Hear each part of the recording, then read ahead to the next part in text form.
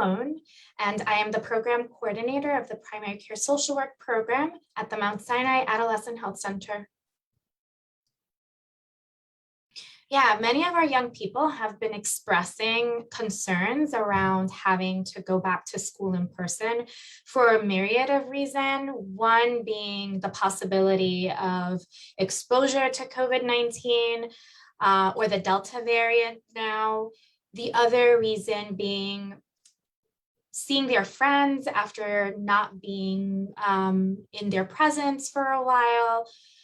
As well as they've developed different identities now that they've been out of school, also not knowing what routines are going to be in place for them, as well as, just having to wear a mask and not being able to really notice if someone's smiling at them or if they're frowning at them, if the other person is approachable.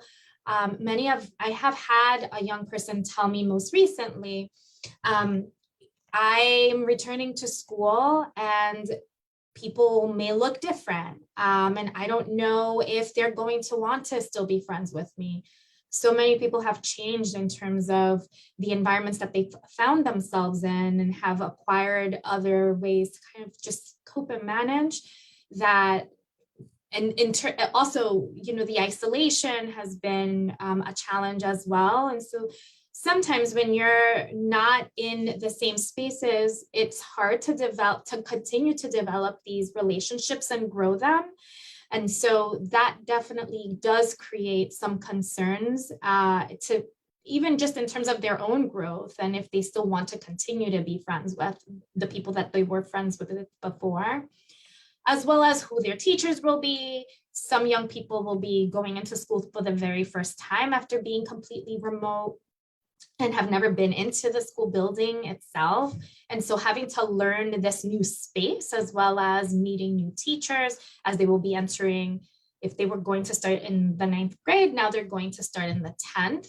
And just being able to navigate those spaces as well as navigate administration and developing friendships in general, especially with having been remote and now having to go in person and meeting people in person again under a different circumstance is going to be definitely difficult for them. Some of the tips might be engaging their parents so that the parents can reach out to either parent coordinators, principals to identify events that the school may be hosting in welcoming back the students. If the students are going to school for the very first time after being fully remote, I would encourage for the parent to teach the child how to travel or support them in traveling to the school, checking out the neighborhood, seeing what's in close proximity, while also as a result of just participating in these events, if the school doesn't have them or will not be hosting them, sending an email to identify what are the school's expectations of the young people. Most recently, there were some emails that were sent out by the chancellor in terms of what will happen if someone's exposed to COVID and what are the protocols that will be in place. And that's really helpful to understand, but also for the parents to know and be able to speak with their kids about this is technically what could happen should someone have exposure.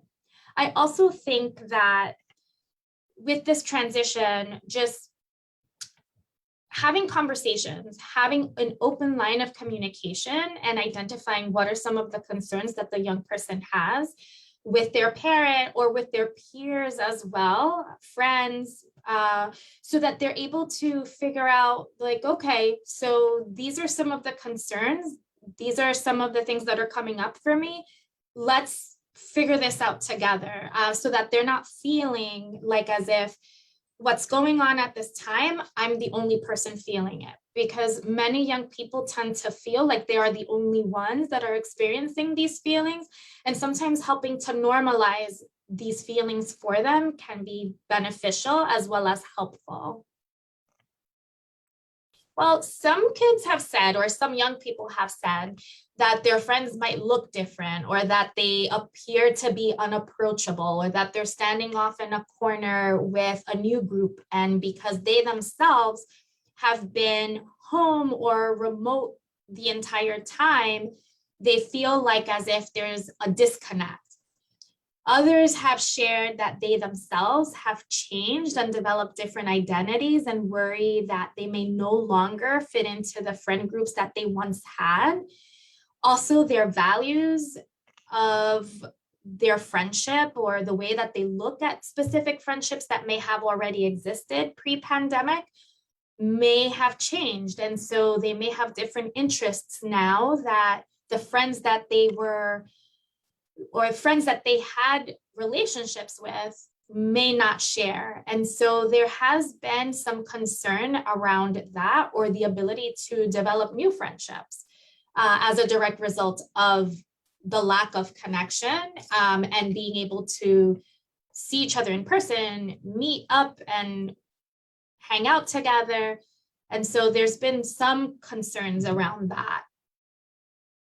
I think that with parents, because I'm a parent myself, I spend a lot of time on the CDC website, on the American Academy of Pediatrics as well, just to figure out what is available. How can I talk to my kid? How can I tap into what it is that they need? I think communication is extremely important. There's no such thing as too much communication. I think the more communication that you're able to provide as a parent, the better. If I understand that as a parent, sometimes you also have difficulty with accessing other resources or tapping into resources through the schools, which can be quite difficult when you're trying to figure out what are going to be the next steps for my kid once they start the school year. And I think acknowledging that and saying, it's just as frustrating for me as a parent, but these are the things that I'm going to try and do so that at least the environment feels safer emotionally, not just for you, but also for me, because I want to support you. And so I think also just asking the young person, giving third-party examples. There are some kids that are worried about their return to school. Do you feel that too? Is that something that you're experiencing? How do you think I can support you? Because I want to help. I'm also worried too. I understand you're worried. We're going to try and figure things out so that your return to school is as safe as possible. These are the things that the school is going to do to promote health and wellness within the environment. I'm going to make sure that you are also prepared by providing you with the stuff that's necessary in order for you to feel safe, as well as identifying a mental health provider if need be, so that this young person can have their own space to talk about and process some of what's going on for them.